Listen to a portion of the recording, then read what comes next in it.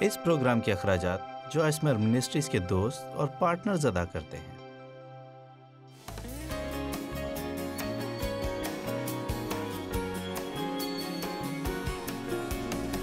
آج صبح میں جانتی ہوں کہ آپ کے اندر یہ سن کر سنسنی پیدا ہو جائے گی کہ میں خود پر قابو رکھنے کی آزادی پر بات کرنے جا رہی ہوں۔ یوحنا 8:31 اور 32، اگر تم میرے کلام پر قائم رہو گے تو حقیقت میں میرے شاگرد ٹھہرو گے اور سچائی سے واقف ہوگے اور سچائی تم کو آزاد کرے گی۔ لیکن جیسا میں نے گزشتہ رات کہا، سچائی کو صرف سن لینے سے ہم آزاد نہیں ہوتے، بلکہ اپنی زندگی میں اس کا اطلاق کرنے سے ہم آزاد ہوتے ہیں۔ آپ جانتے ہیں کہ بعض اوقات کسی اور کو یہ بتانا آسان ہوتا ہے کہ انہیں کیا کرنا چاہیے، بنسبت اس کے کہ یہی نصیحت خود کو کی جائے۔ آمین۔ مجھے ایک بار پھر کہنے دیں، بعض اوقات کسی اور کو یہ بتانا آسان ہوتا ہے کہ انہیں کیا کرنا چاہیے، ایسا نہیں کہ ہمیں جواب معلوم نہیں ہوتے۔ اوہ، آپ کے ساتھ کوئی مسئلہ ہے، اچھا کلام کہتا کہ یہ لیکن اس کا اپنی زندگی میں اطلاق کرنا، اب اس میں ہمیں نظم و ضبط کی ضرورت پڑتی ہے اور کچھ خود کو قابو کرنے کی۔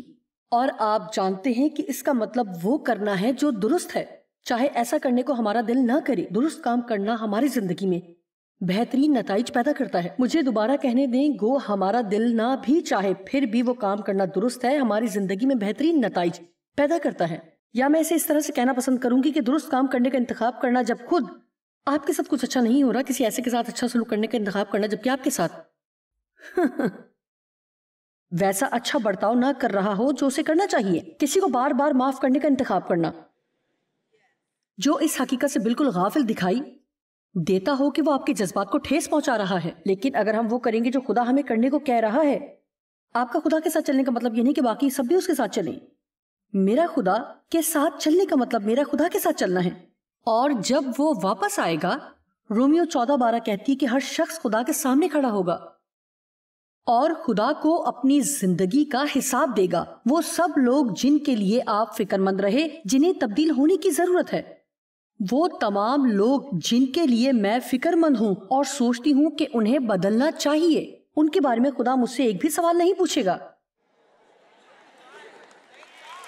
آمین۔ وہ مجھ سے یہ نہیں پوچھے گا کہ انہوں نے ایسا کیوں نہیں کیا۔ میں اور خدا ڈیو کے بارے میں بھی بات نہیں کریں گے۔ جب میں وہاں پہنچوں گی ہم اس طرح سے گفتگو نہیں کریں گے، ان پڑوسیوں کے بارے میں بھی نہیں جن کو میں پسند نہیں کرتی۔ ہماری گفتگو صرف ہمارے درمیان ہوگی۔ اور اس بات نے مجھے یہ سمجھنے میں بہت مدد دی، اور میں نے خود سے یہ بارہا کہا ہے کہ میں خدا کے سامنے خود اپنی ذمہ دار ہوں۔ اس سے مجھے بہت مدد ملی ہے جو دوسرے لوگ کر رہے ہیں۔ میں ان سے متعلق نہ سوچوں، نہ رائے زنی کروں۔ یہ مجھے یہ یاد رکھنے میں مدد دیتا ہے کہ مجھے ان کے کام میں ٹانگ اٹکانے کی ضرورت نہیں، کیونکہ میں صرف اپنی ذمہ دار ہوں۔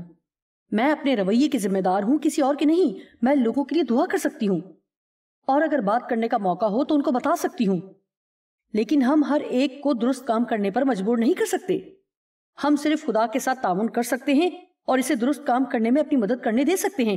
جب ہم ایسا کرتے ہیں تو ہماری زندگی میں اجر ملتا ہے، اس سے قطع نظر کہ کہیں اور کیا ہو رہا ہے۔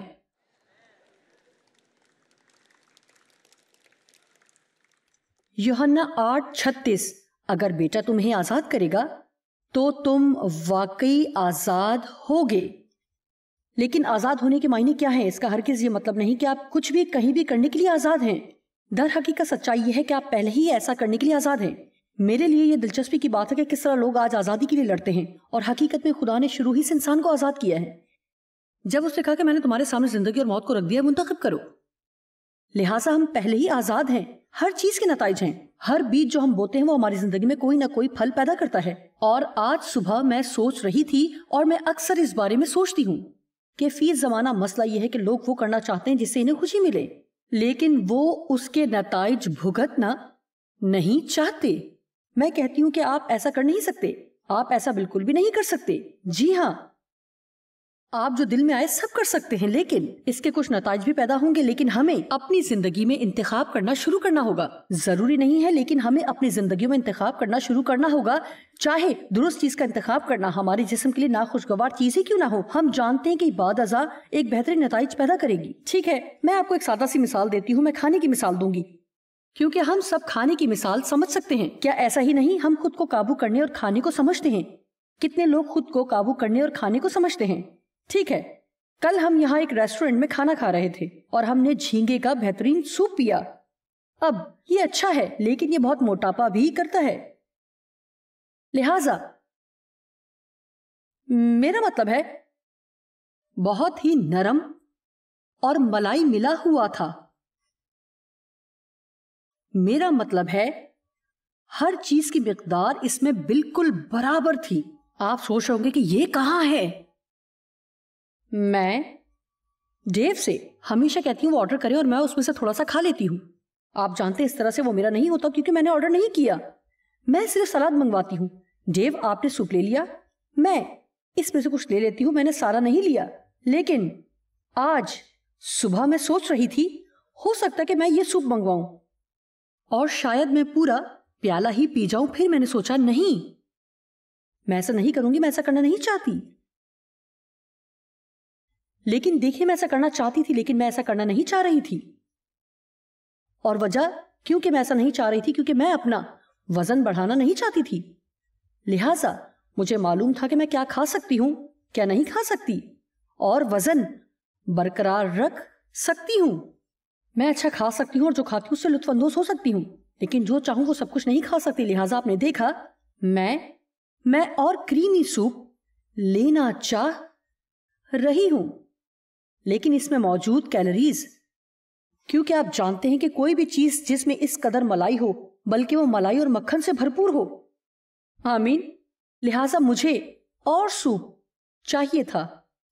شاید ڈیو آج پھر وہی سوپ منگوائے اور میں اس میں سے تھوڑا سا لے سکوں. اور سوپ چاہتی ہوں, لیکن بات یہ ہے اور میں چاہتی ہوں کہ آپ یہ بات سنیں, لیکن سوپ سے بڑھ کر میں یہ چاہتی ہوں, میرا خیال ہے کہ میں آپ سے پوچھ رہی ہوں کہ آپ کیا چیز زیادہ چاہتے ہیں. میں سوپ سے زیادہ اپنا پہلا سا وزن برقرار رکھنا چاہتی ہوں. لہٰذا اب ہم ایک سے زائد چیزیں چاہتے ہیں. آپ کا جسم ایک چیز چاہتا ہے اور روح کچھ اور چاہتی ہے. لیکن آج میں آپ سے کہوں گی کہ یہ اس بارے میں سوچنا شروع کریں جو ابھی اسی وقت آپ نہیں چاہتے.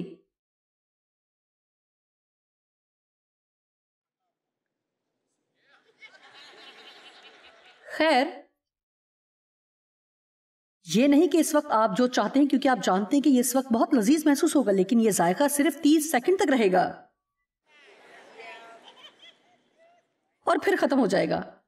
اور پھر یہاں یہ جسم کہے گا نہیں, کوئی وزن نہیں بڑھا, لہٰذا پھر کھاؤ.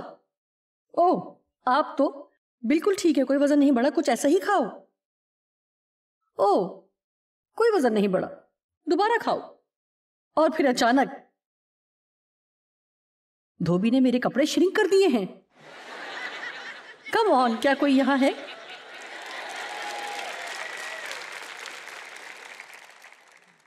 لہٰذا میں نے سیکھا ہے کہ میں وہ سب جو میں چاہوں حاصل نہیں کر سکتی.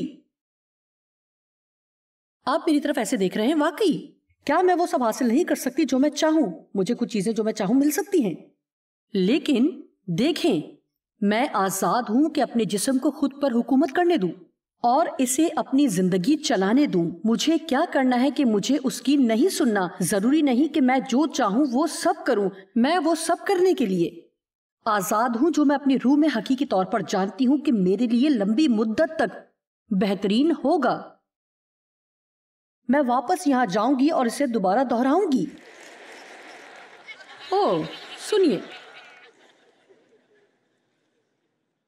میں آزاد ہوں کہ ہر وہ چیز نہ کروں جو میں کرنا چاہتی ہوں. اسی لیے میں اسے خود پر قابو پانے کی یا ضبط نفس کی آزادی کہتی ہوں, کیونکہ جب آپ ضبط نفس کی بات کرتے ہیں تو لوگ فوراً کہتے ہیں اچھا تو پھر یہ تو آزادی نہ ہوئی, یہ تو قید ہے. کیونکہ ہم غلطی سے یہ سمجھ بیٹھے ہیں کہ آزاد ہونے کا مطلب یہ ہے کہ میں ہر وہ چیز کر سکتی ہوں جو میں چاہتی ہوں اور اس کے کوئی نتائج نہیں نکلیں گے.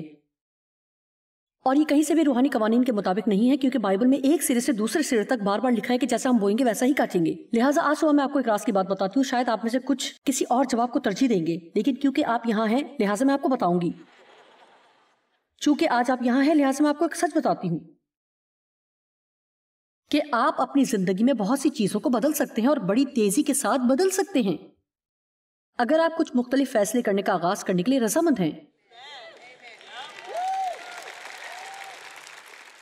اور یہ سچ ہے کہ آپ میں سے کچھ بڑی تبدیلیوں کو دیکھ سکتے ہیں اگر آپ کچھ مختلف انتخاب کر لیں, اور کہ آپ کن کے ساتھ ہر وقت رہتے ہیں. ہال میں اس طرف بیٹھے لوگوں کو شاید یہ پسند نہیں آیا. آپ میں سے کچھ لوگ بڑی تبدیلیاں لا سکتے ہیں اگر آپ خود کو تبدیل کریں. آپ جانتے ہیں کچھ خوش رہنے والے لوگوں کے ساتھ رہیں, ان کے ساتھ رہیں جو خدا کے پاک روح سے معمور ہیں. ایسے لوگوں کے ساتھ رہیں جو آپ کی حوصلہ افزائی کریں, آپ کو تعمیر کریں. کچھ ایسے لوگوں کی رفاقت میں جائیں جن کا برتاؤ آپ سے زیادہ اچھا ہے. ایسے لوگوں کے ساتھ نہ رہیں جن کا برتاؤ آپ سے بھی برا ہے. کسی ایسے شخص کے ساتھ رہیں جو آپ کے لیے نمونہ ہو اور آپ سوچ سکیں کہ واو, میں ان سے بڑھ کر بننا چاہتی ہوں. کچھ سخی لوگوں کے ساتھ رہیں, ہر وقت کنجوس, خود غرض اور مفاد پرست لوگوں کی رفاقت میں نہ رہیں. آمین. میں اسے ایک بار اور کہوں گی. مجھے یوں لگ رہا ہے کہ آج صبح میں ہر بات دہرانا چاہ رہی ہوں. آپ اپنی زندگی میں کچھ تبدیلیاں بہت تیزی کے ساتھ ہوتے دیکھ سکتے ہیں. اگر آج آپ یہ فیصلہ کر لیں کہ کسی رویے کو بدلیں گے, معاف کریں گے, شکایت کرنا چھوڑ دیں گے. خیر, وہاں سے مجھے کبھی کبھار خفگی کا اظہار مل رہا ہے. آمین.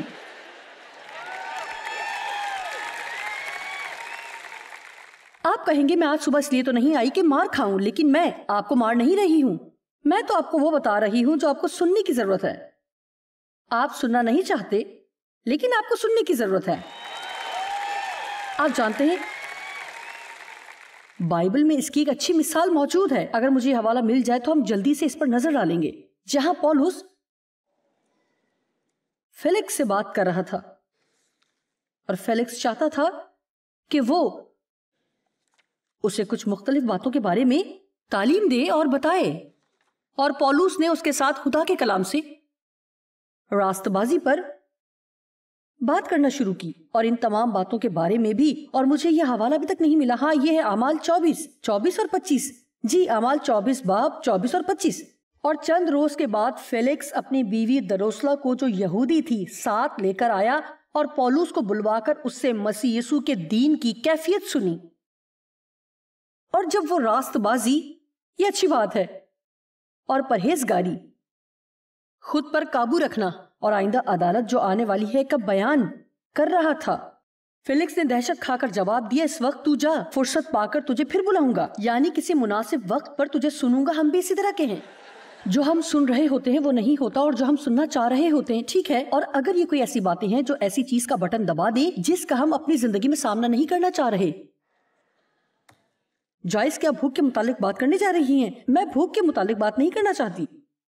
اور آپ جانتے ہیں کہ جب میں بھوک کے بارے میں بات کرتی ہوں تو وہ صرف کھانے کی بات نہیں ہوتی, یہ ہماری ہر طرح کی رغبت کی بات ہوتی ہے. اپنی چیزوں کی بھوک, چیزیں خریدنے کی بھوک, پیسے خرچ کرنے کی بھوک, زیادہ طاقتور ہونے کی بھوک, یہ سب ہی ہیں دنیا کی ہوس. اور آپ کسی بھی چیز کی ہوس میں مبتلا ہو سکتے ہیں. ہوس کا بنیادی مطلب یہ ہے کہ آپ کو کوئی چیز اس بری طرح چاہیے کہ آپ کو یقین ہے کہ آپ اس کے بغیر خوش نہیں رہ سکتے. کسی چیز کی خواہش کرنا بری بات نہیں ہے, لیکن اس کی ہوس کرنا اور یہ سوچنا کہ مجھے یہ لازمی چاہیے, میں اس کے بغیر خوش نہیں رہ سکتا. اور میری زندگی میں بھی ایسا وقت تھا جب مجھے لگتا تھا کہ اگر میری منسٹری نے ترقی نہ کی اور اگر میں وہ نہ کر سکی جو مجھے لگتا ہے کہ خدا نے میرے دل میں رکھا ہے, تو میں کبھی خوش نہیں ہوں گی. خیر, آپ جانتے ہیں کہ یہ بے وقوفی ہے اگر ہم یہ سوچیں کہ ہمیں اشد ضرورت ہے کہ خدا ہمیں خوش ہونے کے لیے کچھ دے اور پھر اس کے ساتھ خوش ہوں گے. تو اس کا مطلب یہ ہے کہ کسی چیز کی کمی ہے جسے ہمیں واپس جا کر ٹھیک کرنے کی ضرورت ہے.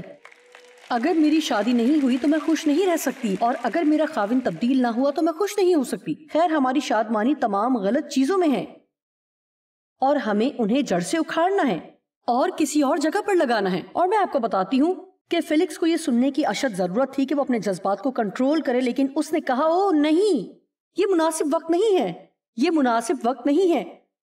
اور ممکن ہے کہ آج صبح آپ سوچ رہے ہوں, میں نہیں جانتی, لیکن شاید دیکھیں کہ میں دکھ اٹھا رہی ہوں, میری زندگی میں کچھ حقیقی مسائل ہیں اور یہ کوئی مناسب وقت نہیں کہ میں یہ باتیں سنوں. مجھے آج صبح صرف محبت کی ضرورت ہے. میرے سر پر تھپ تھپا کر بتائیں کہ میں کس قدر کمال ہوں. ہمیں آپ سے محبت ہے, آپ کمال ہیں, آپ خوبصورت ہیں, دلکش ہیں, آپ جاذب نظر ہیں, مسح شدہ ہیں, آپ بہت اچھے ہیں.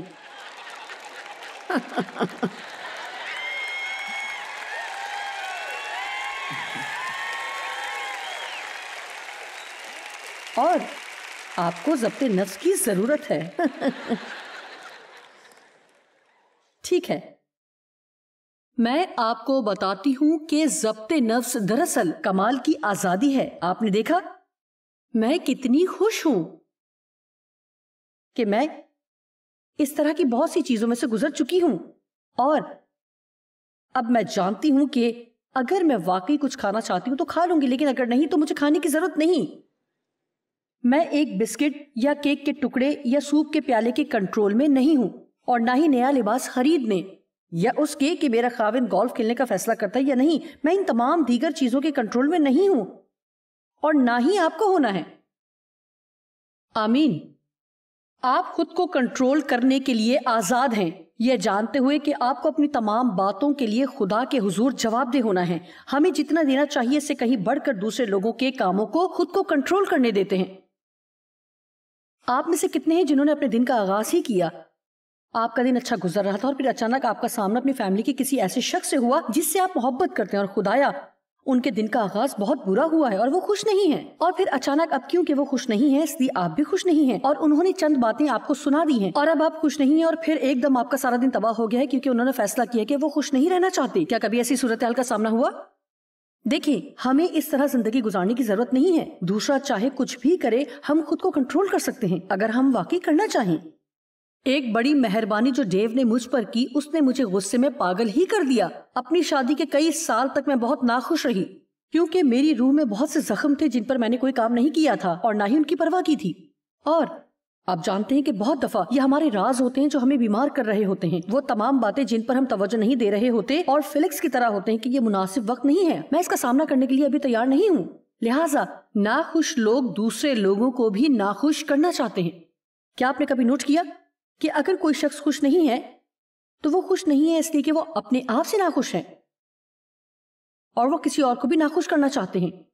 جب میں فکر مند ہوتی ہوں تو میں چاہتی ہوں کہ ڈیو بھی فکر مند ہو. میں نہیں چاہتی کہ وہ وہاں بچوں کے ساتھ بیٹھ کر ٹی وی دیکھیں اور انجوائے کریں. اگر میں بلوں کے متعلق فکر مند ہوں تو میں چاہتی ہوں کہ وہ آئیں اور میرے ساتھ بیٹھیں اور بلوں کے متعلق فکر مند ہوں. اگر میں ناخوش ہوں تو میں چاہتی ہوں کہ وہ بھی ناخوش ہوں. لیکن آپ جانتے ہیں کہ میں کبھی بھی ڈیو کو ناخوش کرنے میں کامیاب نہیں ہوئی، اور اس سے مجھے اور بھی غصہ آتا ہے، شدید غصہ، کیونکہ اس طرح کے لوگ دراصل اپنے غصے کو دوسرے لوگوں کو کنٹرول کرنے کے لیے استعمال کرتے ہیں.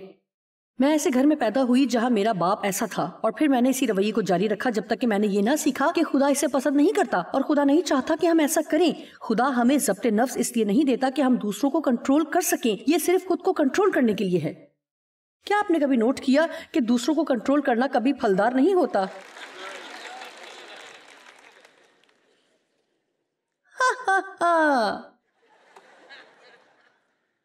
ضبط نفس شریعت پرستی نہیں ہے، بلکہ یہ ہماری زندگی کے لیے پاک روح کی رہنمائی میں مینجمنٹ اور نظم و ضبط ہے، اور اس میں سارے فیصلے آپ نے خود کرنے ہیں. کوئی اور باہر سے آ کر آپ کے لیے فیصلہ نہیں کرے گا اور یہ نہیں بتائے گا کہ کیا کرنا ہے اور کیا نہیں کرنا. ہم میں سے ہر ایک پاک روح کی رہنمائی میں چلنے کا خود ذمہ دار ہے، اور خدا کے روح کو ہر ایک کی انفرادی طور پر رہنمائی کرنے دی اور انہیں کیا کرنا چاہیے. یا تو آپ جا کر آج سوپ کے 4 پیالے پی سکتے ہیں اور ہر روز دنیا کی ساری بالائی سے بھرا ہوا سوپ لے سکتے ہیں اور وزن بھی نہ بڑھے. میں ایسا نہیں کر سکتی، لہٰذا مجھے انتخاب کرنا ہے کہ ایسا نہ کروں. لیکن پھر کیونکہ میں نے فیصلہ کیا ہے کہ ایسا نہ کروں گی، تو یہ میرا کام نہیں ہے کہ آپ کی عدالت کروں، کیونکہ آپ نے یہ فیصلہ کیا ہے کہ آپ سوپ لیں گے. جس شخص میں ضبط نفس نہیں وہ ہمیشہ خالی رہتا ہے. جس شخص کی زندگی میں نظم و ضبط نہیں، اسے کبھی بھی جو وہ چاہتا ہے نہیں ملتا ہے. خود پر قابو رکھنا ضبط نفس دراصل ہمارا دوست ہے. کیا آپ جانتے ہیں کیوں؟ کیونکہ یہ خدا کی طرف سے دیا گیا بہترین تحفہ ہے. یہ صلاحیت کہ جو ہمارے لیے ضروری ہے، اس کے لیے ہاں جو ہم حقیقت میں نہ چاہیں اسے نہ کہنے کی صلاحیت ہے. کیونکہ بعض اوقات ہم ایک ہی وقت میں 2 چیزوں کی خواہش کر سکتے ہیں، اور یہی روح اور جسم کی جنگ ہے. بعض اوقات میں اسے کرنے کی خواہش کر سکتی ہوں لیکن دوسری طرف اسے کرنا نہیں بھی چاہتی. لہٰذا میں سیکھنے کی ضرورت ہے کہ ہمارا جسم ایک چیز کی خواہش کر سکتا ہے جبکہ روح کہہ سکتی ہے نہیں، یہ آپ کے لیے بہترین چیز نہیں ہے. سیکھنا یہ ہے کہ پاک روح کے ساتھ کس طرح چلا جائے، اور جب ہم سیکھ جاتے ہیں کہ کس طرح پاک روح کی آواز سنیں اور اس کی رہنمائی میں چلیں، تو ہی ہم حقیقی طور پر آزاد ہوتے ہیں. کوئی بھی اس وقت تک حقیقی طور پر آزاد نہیں جب تک وہ یہ سوچتا ہے کہ وہ جو چاہے کر سکتے اور کبھی بھی اس کے اچھے برے نتائج کا سامنا نہیں کرے گا. یہ شریعت پرستی نہیں بلکہ پاک روح کی رہنمائی میں آپ کے تمام جذبات کی مینجمنٹ یا انتظام ہے. نظم و ضبط اور ضبط نفس ہماری مدد کرتے ہیں کہ وہ شخص بنے جو ہم حقیقت میں بننا چاہتے ہیں، لیکن ایسا نظم و ضبط اور ڈسپلن کے بغیر ناممکن ہے. آمین. आप में से कितने बेहतर महसूस करना चाहते हैं? ठीक है, और आप में से कितने हर रोज वर्जिश करना चाहेंगे? आप में से कितने करते हैं?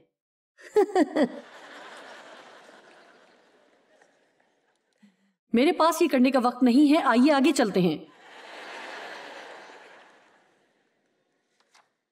आइए उन 10 कंवारियों पर गौर करें। 5 बेवकूफ थीं और 5 अक्लमंद। मत्ती 25वां बाब पहली आयत। उस वक्त आसमान की बादशाही उन 10 कंवारियों की मानिंद होगी जो अपनी मशालें लेकर दुल्हा के इस्तकबाल को निकली। उनमें 5 बेवकूफ यानी किसी पेश बीनी या सोच समझ के बगैर, और 5 अक्लमंद थीं यानी समझदार, ज़हीन और नेकोकार। देखिए, उन्होंने आने वाले वक्त के बारे में कुछ नहीं सोचा, कुछ भी नहीं। उन्होंने पहले से कुछ ना सोचा कि उनकी तैयारी की कमी बाद में उनकी जिंदगी में क्या नताइज पैदा कर सकती है। वो बेवकूफ थी, उन्होंने आने वाले वक्त के बारे में नहीं सोचा कि उनके आज के फैसले बाद में क्या नताइज सामने लाएंगे। मैं आपको बता नहीं सकती कि कैसे बहुत से लोग अपनी जिंदगियों को तबाह कर रहे हैं, कोई ऐसी बेवकूफी करके जो उन्हें वक्ती तौर पर जिस्मानी लुत्फ और तस्कीन देती है। मैं आपको बताती हूं कि आप सतही जिंदगी की भारी कीमत अदा करते हैं। आमीन। अदना जिंदगी की भारी कीमत है, लेकिन अगर हम आला जिंदगी का इंतखाब करते हैं तो हम खुदा के साथ एक अजीम रिश्ते का इंतखाब कर सकते हैं और उसका अजर हमारी जिंदगी में नजर आएगा। लिहाजा जब हम अपने जिस्म और रूह के बीच इस जंग को महसूस करते हैं और हम ऐसा करना चाहते हैं, हम ये करना चाहते हैं, ये करना चाहते हैं लेकिन हमारे अंदर नहीं नहीं नहीं, 1 मिनट के लिए रुकें और सोचें, आने वाले वक्त के बारे में सोचें। अगर हम अभी ये करें तो बाद में इसका नतीजा क्या होगा? खैर, बेशक इब्लीस हमेशा आजमाइश सामने लाता है और आप इसमें से निकल सकते हैं, लेकिन सिर्फ एक दफा। ओ खुदा, ये एक बड़ा झूठ है। आप जानते हैं कि इब्लीस ने यीशु को यही झूठ बोला था जब वो 40 दिन के लिए बियाबान में था और उसने कुछ खाया पिया नहीं था, और इब्लीस उसे आजमा रहा था। लूका 4 बाब में, अगर तू मेरे आगे एक बार सिजदा करे तो ये सब तेरा होगा। सिर्फ एक बार, लेकिन फिर ये 1 बार, 2 बार और फिर 3 बार और 4 बार में बदलता जाता है और ये सिलसिला चलता रहता है। मैं फिर से कहूंगी, आप अपनी जिंदगी में होने वाली बहुत सी चीजों को तब्दील कर सकते हैं और आप अपने मुस्तकबिल को मौसर अंदाज में तब्दील कर सकते हैं। आज यहाँ होने से आप अपने मुस्तकबिल पर असर अंदाज हो सकते हैं। सोचिए कि वो कौन सी चीजें हैं जिनके बारे में आपको फैसला करना है कि करनी है या नहीं करनी। मैं नहीं जानती कि मैं आज किससे मुखातिब हूँ। शायद आज यहाँ हैं या आप टीवी देख रहे हैं, लेकिन मैं अपनी रूह में महसूस कर रही हूँ कि कुछ लोग हैं जो कुछ बुरे फैसले करने के बिल्कुल करीब हैं, क्योंकि आपके जिस्म के जज्बात की ख्वाहिशें आपको उसकी तरफ ले जा रही हैं। ये आपकी तरफ आ रहे हैं और मेरा ईमान है खुदा आज आपसे बात करने की कोशिश कर रहा है। कैसा ना करें, जो कुछ करने जा रहे हैं इसके बारे में सोचें कि इसका मुस्तकबिल पर क्या असर होगा। आमीन। सोचें कि इसका आपके मुस्तकबिल पर क्या असर पड़ेगा। खैर, बहुत से लोग सोचते हैं कि अगर आप ज़ब्ते नफ्स पर अमल करते हैं तो इसका मतलब यह है क्या वो सब जो आप चाहते नहीं कर सकते, लेकिन दर हकीकत ज़ब्ते नफ्स आपकी मदद करता है कि वो शख्स बने जो आप वाकई बनना चाहते हैं। लिहाजा ये कोई गुलामी नहीं है बल्कि एक बेहतरीन आज़ादी है। और आप जानते हैं कि आपके पास पहले ही से कंट्रोल करने की रूह मौजूद है और जैसे जैसे आप इसे इस्तेमाल करेंगे ये बढ़ती ही जाएगी। और अगर आप दुरुस्त काम करना चाहेंगे तो खुदा आपकी मदद करेगा।